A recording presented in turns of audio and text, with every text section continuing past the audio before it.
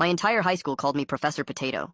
10 years later, I walked into our reunion and nobody recognized me. I never thought I'd be writing one of these stories, but something happened recently that felt straight out of a movie. Growing up, I was the kid everyone made fun of. I was overweight, socially awkward, obsessed with computers and science fiction, and completely clueless when it came to talking to people.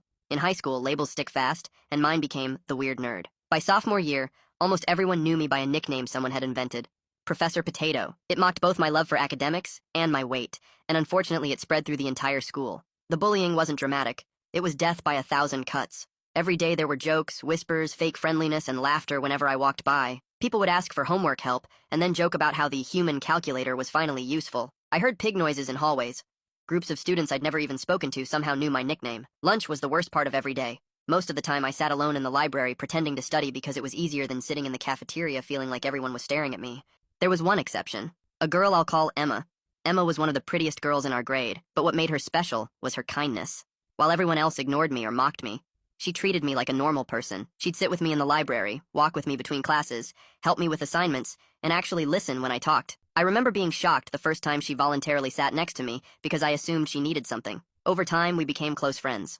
What I didn't know then was that she apparently had feelings for me. Years later, she told me she'd liked me throughout high school, but was too shy to ever say anything because she assumed I wouldn't feel the same way. The most humiliating moment of my life happened during senior year. I had a crush on one of the popular girls, and some classmates convinced me she liked me back. Looking back, it was obviously a setup, but I was desperate enough to believe them. During lunch, in a packed cafeteria, I walked over and asked her if she'd like to go out with me. For a second, everything went quiet. Then she laughed. Not a nervous laugh, an actual laugh. Her friends joined in immediately. She looked at me and said, "Wait, you're serious?" And the entire table burst out laughing. Someone nearby started recording. By the end of the day, the whole school knew what had happened. For weeks afterward, I couldn't walk down a hallway without hearing jokes about it. It remains one of the most painful experiences of my life. Emma was furious when she heard about it. A few days later, she found me sitting alone after school and told me those people were idiots, and that one day they'd regret how they treated me. At the time, I thought she was just trying to make me feel better. Graduation came not long afterward, and life pulled us in different directions. Emma went to a university several states away, while I was accepted into a respected college with a strong engineering and business program. We promised to stay in touch, and for a while we did. But eventually, life got busy and our conversations faded. College completely changed my life. For the first time, nobody knew me as Professor Potato.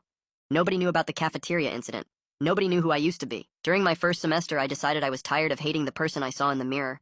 I joined a gym. The first few months were brutal. I could barely finish a workout, and I constantly felt out of place. But I kept showing up. Day after day, week after week, year after year. I learned about nutrition, discipline, and consistency. By the time I graduated, I had lost over 100 pounds and built a physique I never thought possible. More importantly, I developed confidence. Not the kind that